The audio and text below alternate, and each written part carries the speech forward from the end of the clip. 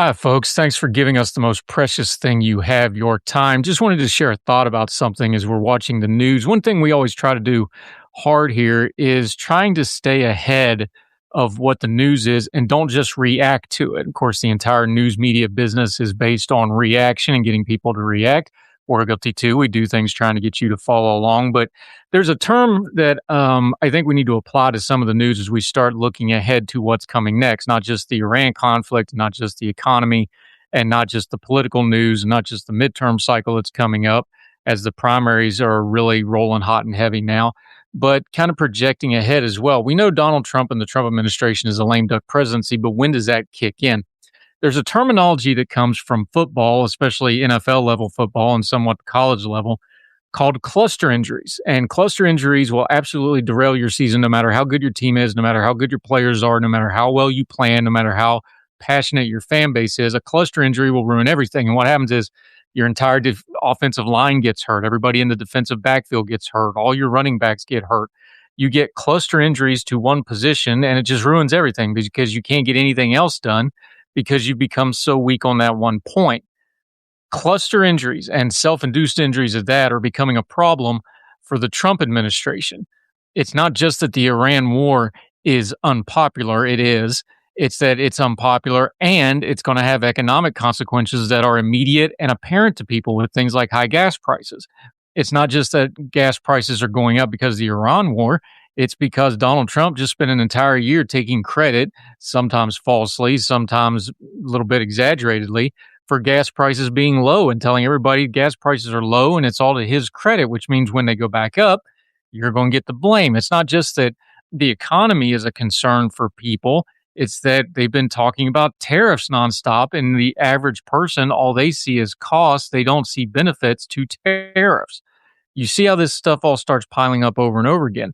Let's go to one of the strongest polling points that the Trump administration had coming in, immigration. All of a sudden, in the newest Gallup polling, that, by the way, was taken right before the Iran conflict kicked off, so it doesn't apply for that. But the three biggest issues for people was how the government's being run and immigration. And immigration was rising, but it wasn't the anti-immigration. It was people's concern with how immigration is being enforced starting to tick up. More and more Democrats were starting to get involved and name immigration as being important, and less Trump supporters and Republicans were naming it as their top issue, backing away from it a little bit. So it's not just the Kristi Noem disaster at DHS now that she's been fired and is going to be replaced by Markwayne Mullin, who's just as much, if not more so, of a hardliner. It's that it comes at a time when public opinion is turning on that particular issue. You see how this stuff starts clustering, and it builds. Cluster injuries, self-induced ones at that. We have a midterm election that's going to be about the economy, but the president is very obsessed with foreign policy right now. In fact, we're not even figuring out what the off-ramp in Iran is going to be right now, and he's already talking about what they're going to do with Cuba. Now, Cuba's dictatorship has brutalized the Cuban people for a long, long time. They need to go away, and the Cuban people need to be free. Nothing wrong with that, but the timing of it is very questionable. Now, you do it when you can do it. I understand that.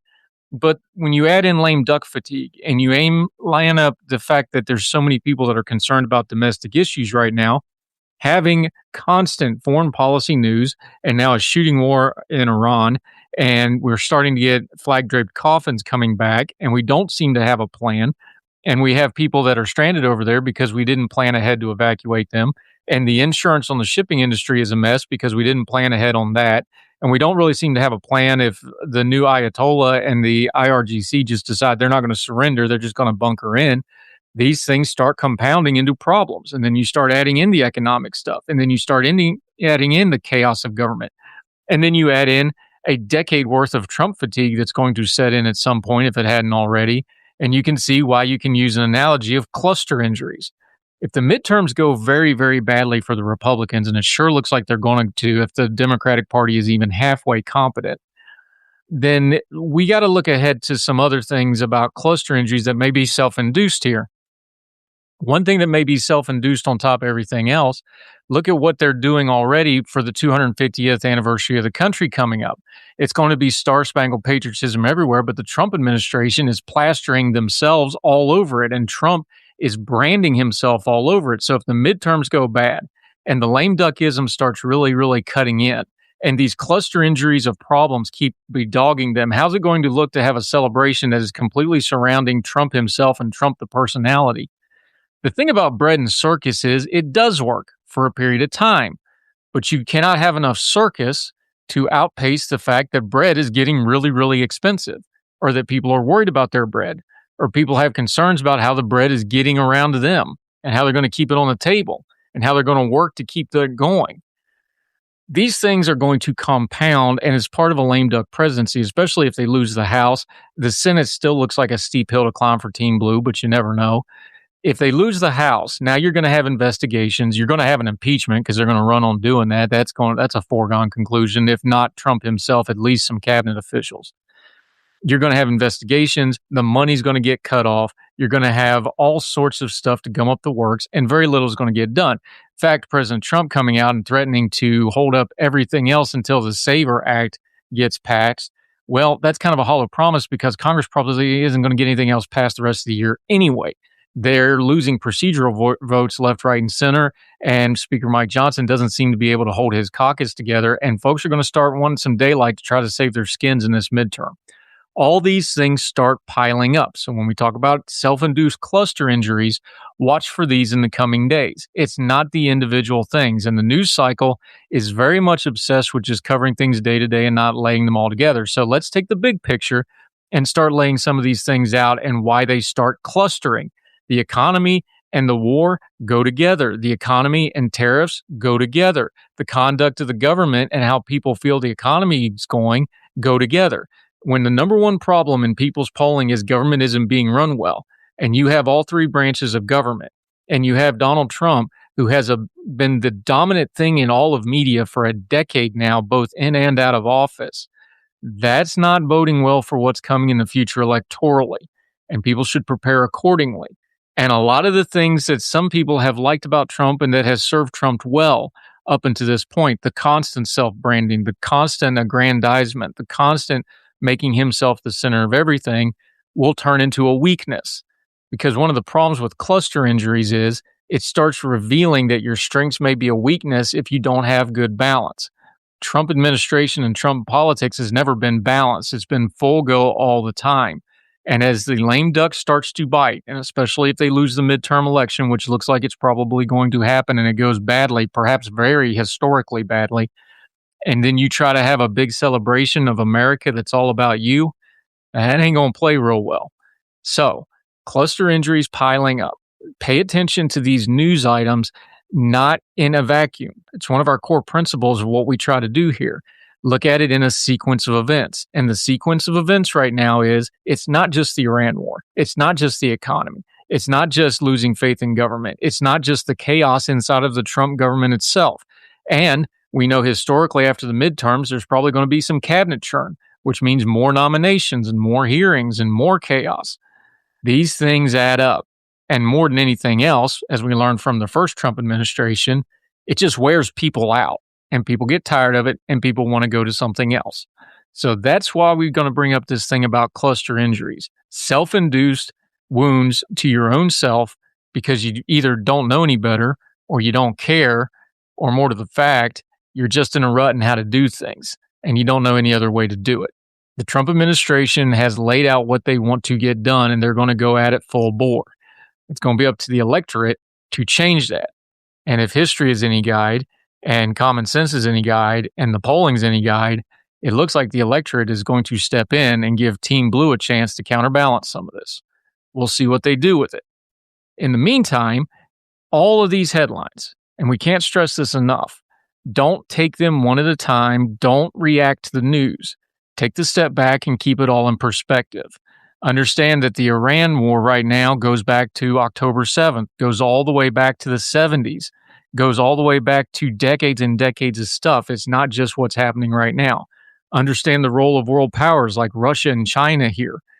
Don't just happen because of this. It's because of what's going on in Ukraine. It's because of the Chinese economy. It's because of the purge of military officials in China that they have to lay out of stuff right now because it's going to take them a year to 18 months to recalibrate the internal politics of their party and their military structure. It's Ukraine and what's going on there. We're seeing all this drone warfare and missile defense stuff in the Middle East. We have 4 years of data in Ukraine. We should probably put those two things together. And as always, we can look internally too. The economics of a Middle East war are not foreign to us. This is our third go round of a major shooting event in the Persian Gulf in my lifetime. The middle one, I was there for. The first one and this one, I'm watching on TV.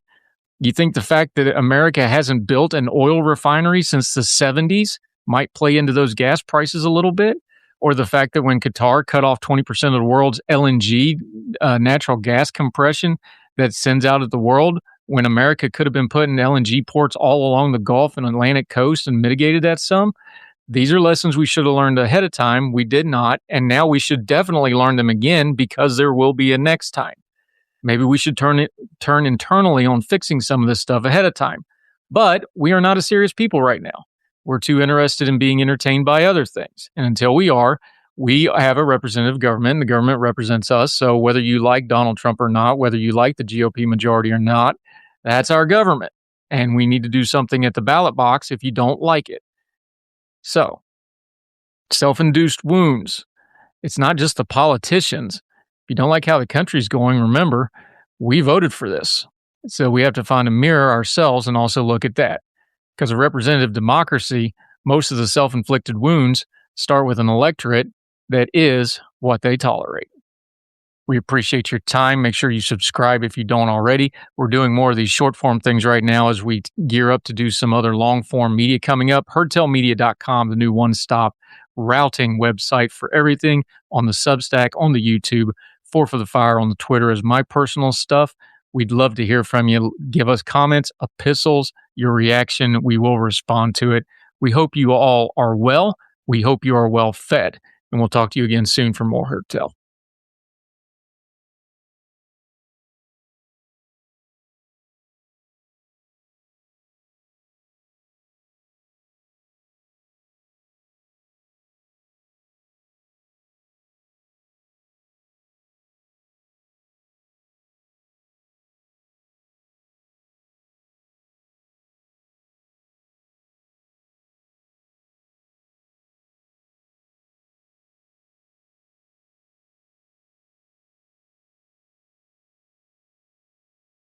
If you're a podcast host, listen up, this one's for you. My name is Allie Jackson. I'm the host of Finding Mr. Height, a dating and relationship podcast that I've been doing for 4 years now, sharing my positive and practical approach to dating that's built on my own life experience. And I wanted to share another experience that I've had, my secret behind monetizing my show. It's called Red Circle, and I was just telling my colleague about how much I love their platform. With Red Circle, not only am I getting a seamless hosting experience, but I also love the support I receive in ad sales. It's not just typical ad sales either. It's targeted opportunities based on my show and my life. And the platform is super simple. You just set your preferences and Red Circle matches you with sponsors that align with your show. You can vet every opportunity and their platform gives you great analytics. More recently too, my Red Circle team has brought me opportunities outside of my podcast on social media to really augment the podcast partnerships, bring them full circle. I just can't recommend them enough. If you want to give it a try, go to redcircle.com to get your free trial. That's redcircle.com for a free trial.